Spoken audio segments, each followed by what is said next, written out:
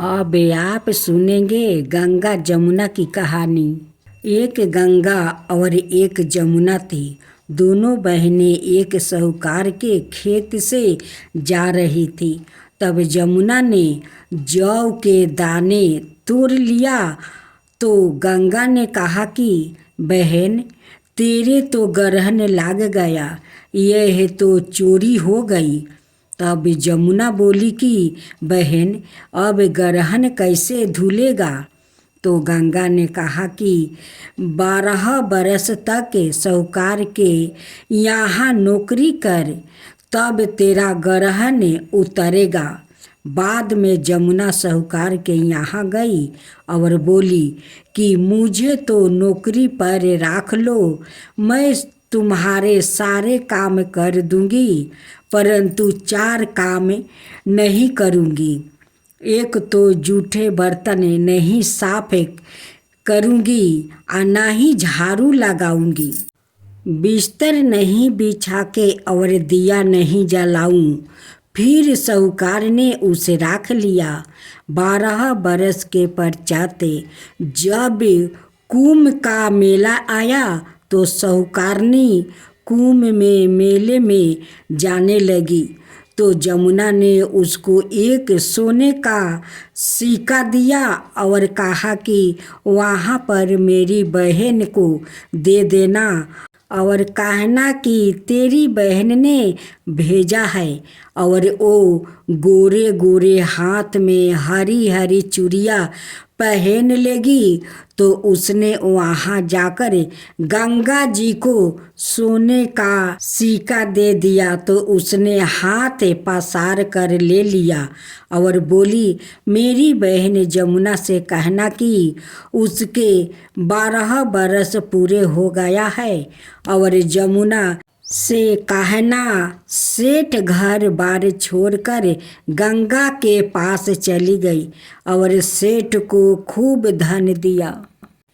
एक लपसी था, एक तपसी था। लपसी हमेशा भगवान की तपस्या में लीन रहता था। लपसी रोजाना 1.25 शेर की लपसी बनाकर भगवान का भोग लगाकर ही जिमाता था। एक दिन दोनों झगड़ा करने लगे। तपसी बोला, मैं रोज भगवान की तपस्या करता हूँ, इसलिए मैं 12 हूँ। लपसी बोला, मैं रोज भगवान को 1.25 शेर लपसी का भोग लगाता हूँ, इसलिए मैं 12 हूँ। नारद जी वहाँ से गुजर रहे थे। दोनों को लड़ता देखकर रुके और उनसे पूछे कि तुम क्यों लड़ रहे हो। तपसी ने खुद के 12 होने का कारण बताया और लपसी ने अपना कारण बताया। नारद जी बोले, तुम्हारा फैसला मैं कर दूंगा। दूसरे दिन लपसी और तपसी नहा कर अपनी रोज की भक्ति करने आए तो नारद जी ने छिप कर 1.25 करोड़ की एक औंठी उन दोनों के आगे रख दिया। तपसी की नजर जब औंठी पर पड़ी तो उसने चुपचाप औंठी उठाकर अपने नीचे दबा ली। लपसी की नजर औंठी पर पड़ी, लेकिन उसने ध्यान नहीं दिया। भगवान को भोग लगाकर लपसी खाने लगा। नारद जी सामने आए तो दोनों ने पूछा कि कौन 12 है। तो नारद जी ने तपसी से खारा होने को कहा। वो खारा हुआ तो उसके नीचे दबी औंठी दिखाई पड़ी। नारद जी ने तपसी से कहा, तपस्या करने के बाद भी तुम्हारी चोरी करने की आदत नहीं गई, इसलिए लपसी 12 है। तुम्हें तुम्हारी तपस्या का कोई फल भी नहीं मिलेगा। तपसी शर्मिंदा होकर माफ़ी मांगने लगा। उसने नारद जी से पूछा, मुझे मेरी तपस्या का फल कैसे मिलेगा। नारद जी ने कहा, यदि कोई गाय और कुत्ते की रोटी नहीं बनाएगा तो फल तुझे मिलेगा। यदि कोई ब्राह्मण को जिमा कर दक्षिणा नहीं देगा तो फल तुझे मिलेगा। यदि कोई साड़ी के ब्लाउज नहीं देगा तो फल तुझे मिलेगा। यदि कोई दिए से दिया जलाएगा तो फल तुझे मिलेगा। यदि कोई सारी कहानी सुने लेकिन तुम्हारी कहानी नहीं सुनते तो फल तुझे मिलेगा। उसी दिन से हर व्रत कथा कहानी के साथ लपसी तपसी की कहानी भी सुनी और कहानी कही जाती है। अब सुने इली या घुनिया की कहानी। बहुत पहले की बात है। एक इली थी और एक घून। एक दिन इली बोली कि आओ घून, कार्तिक का स्नान करो। घून बोला कि तू तो गोरी परी है, तू ही नहा ले, मेरा तो मोटे बाजरा पड़ा है तो मैं नहीं नहाऊंगा। मैं तो हरे बजरे का सीटा खाऊंगा और ठंडा पानी पीऊंगा। दोनों को बीच के बाद इली तो राजा की लड़की के पल्ले के साथ लाग कर चली गई और घून नहीं नहाया। कार्तिक माहे खत्म होते ही दोनों मर गया। कार्तिक का स्नान करने से इली राजा के घर जन्म लेती है और घून राजा के यहाँ गाधा बनता है। राजा की बेटी बड़ी हुई तो उसके विवाह का दिन आया और वो ससुराल के लिए विदा होने लगी।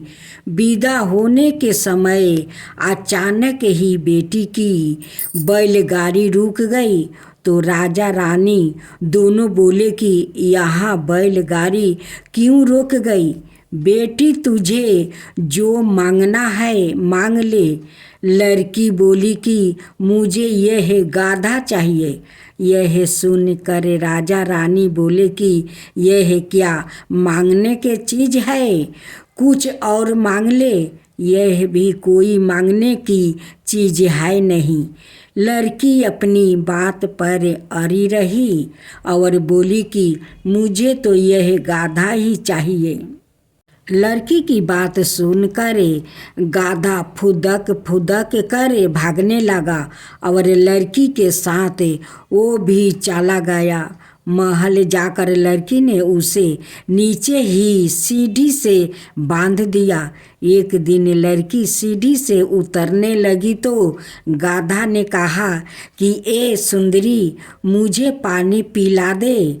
तब लड़की बोली कि जब तुझे कहा था कि कार्तिक नहा ले तब तूने माना कर दिया था।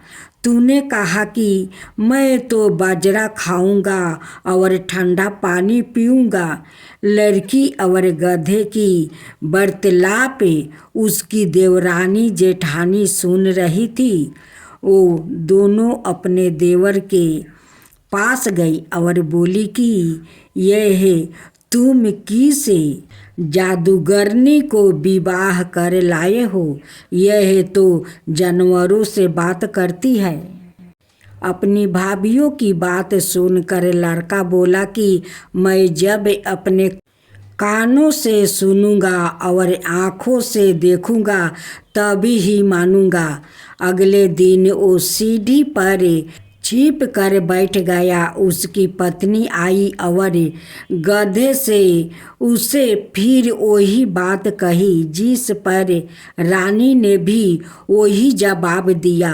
यह सब देखे वो राजकुमार तलवार निकाल कर सामने आया और बोला कि तुम जानवरों से कैसे बात कर सकती हो?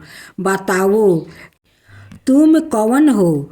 उसकी पत्नी ने उसे बहुत कहा औरत का भेद नहीं खुलना चाहिए, लेकिन राजकुमार आरा रहा कि नहीं, मैं तो सब जान कर ही रहूँगा।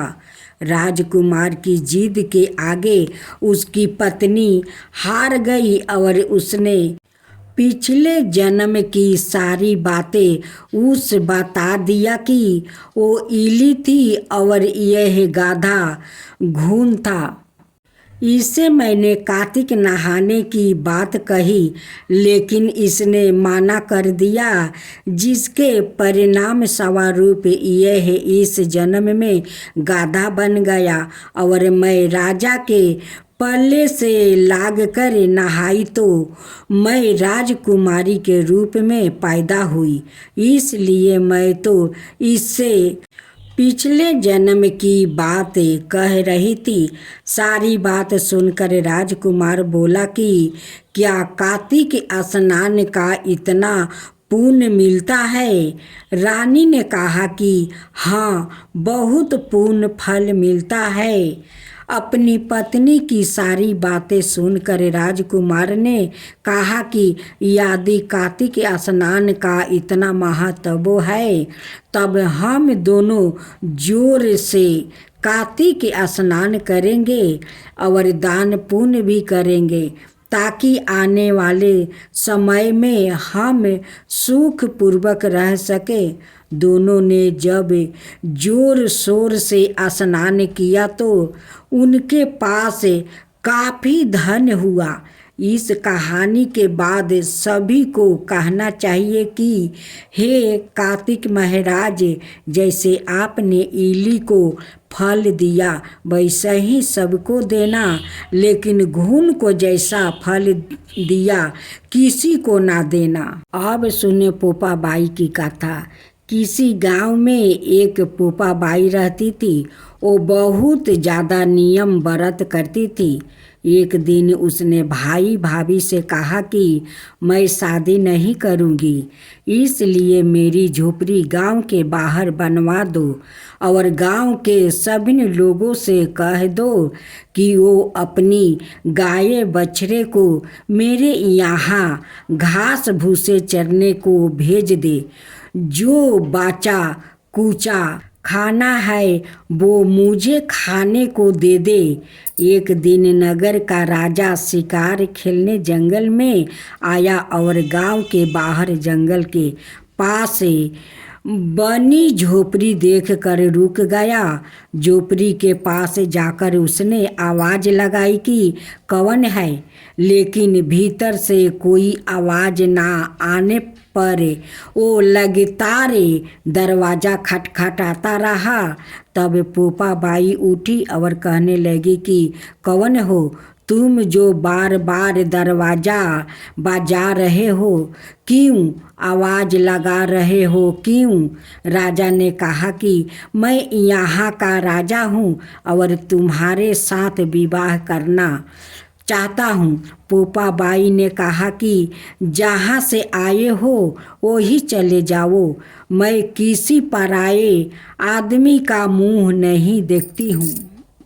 राजा ने पोपा बाई की एक नहीं सुनी और उसे जबरदस्ती उठा कर ले गया। तब पोपा बाई ने राजा को श्राप दिया कि उसका सारा राजपाट नष्ट हो जाएगा। महल में आने पर राजा की रानियों ने सारी बात सुनकर राजा से अनुरोध किया कि इसे वही वापस छोड़ आओ। राजा जब पोपा बाई को वापस झोपड़ी में छोड़ने जाने लगा तो रास्ते में पाप की नदियाँ आई, जिसमें वो डूब गया। पोपा बाई धर्मराज जी के यहाँ पहुँची और धर्मराज जी ने उन्हें स्वर्ग का राज दे दिया। एक बार एक सेठानी मृत्युक लोक से स्वर्ग लोक आए तो उसके द्वार बंद देखकर वहाँ धर्मराज जी से द्वार खोलने का आग्रह करते हैं।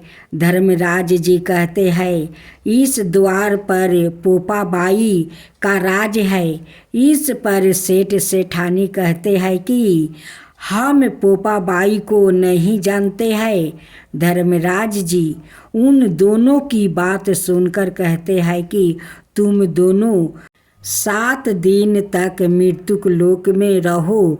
8 खोपरा से राई भर कर 5 कपड़े ऊपर राख कर कहानी सुनकर उद्यापन करना और कहना कि राज है पोपा बाई, लेखा लेगी राई राई का, सारे बोलो पोपा बाई का।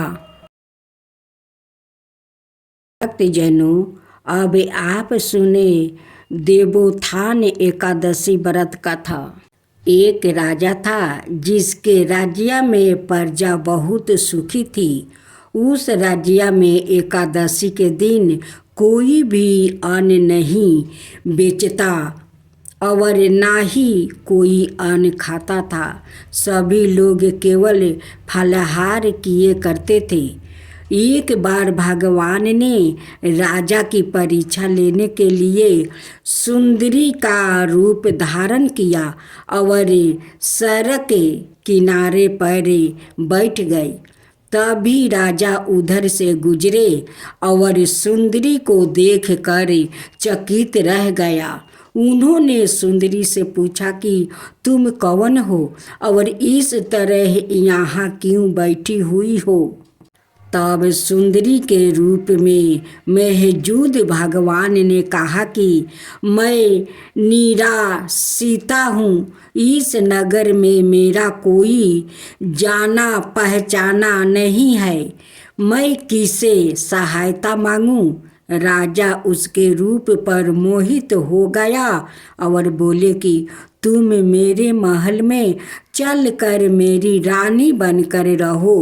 इस पर सुंदरी ने कहा कि मैं तुम्हारी बात मानूंगी, लेकिन तुम्हें राज्य का अधिकार मुझे सौंपना होगा। इस राज्य पर मेरा पूर्ण अधिकार होगा और मैं जो भी बनाऊंगी तुम्हें खाना ही होगा। यह सुनकर सुंदरी के रूप पर मोहित राजा ने कहा कि मुझे सारी शर्त मंजूर है। अगले दिन एकादशी थी, लेकिन रानी ने आदेश दिया कि बाजारों में अनाए दिनों की तरह ही अन्न बेचा जाए। इतना ही नहीं, उसने घर में मांस मछली आदि पकवाने और परोस कर राजा से खाने के लिए कहा। यह देख कर राजा बोला, रानी आज एकादशी है, इसीलिए मैं तो केवल फलाहार ही करूँगा। तब रानी ने राजा को अपनी शर्त की याद दिलाई और बोली, यह तो खाना खाओ, नहीं तो मैं बड़े राजकुमार का सिर काट दूंगी। राजा ने अपनी स्थिति बड़ी रानी से कही तो बड़ी रानी बोली, महाराज आप धर्म ना छोड़े और बड़े राजकुमार का सिर दे दे। पुत्रा तो फिर मिल जाएगा पर धर्म नहीं मिलेगा। इसी दौरान बड़ा राजकुमार खेल कर आ गया और अपनी माँ की आँखों में आंसू देखकर उनसे रोने का कारण पूछने लगा। माँ ने उसे सारी बात बता दी। तो इस पर राजकुमार ने कहा कि मैं सिर देने के लिए तैयार हूँ। मेरे पिताजी के धर्म की रक्षा जरूर होगी। राजा दुखी मन से सुंदरी के पास गया और राजकुमार का सिर देने को तैयार हो गया। तभी सुंदरी के रूप से भगवान विष्णु ने प्रकट होकर उनसे कहा, राजन यह तुम्हारी प्रतीक्षा थी और तुम इस कठिन प्रतीक्षा में पास हो गया। भगवान ने प्रसन्न मन से राजा से वर मांगने को कहा। तो राजा ने कहा, आपका दिया सब कुछ है, बस हमारा उद्धार करे। उसी समय वहाँ एक विमान उतरा और राजा अपना राज्य पुत्र को सौंप कर विमान में बैठकर परम धाम को चले गया।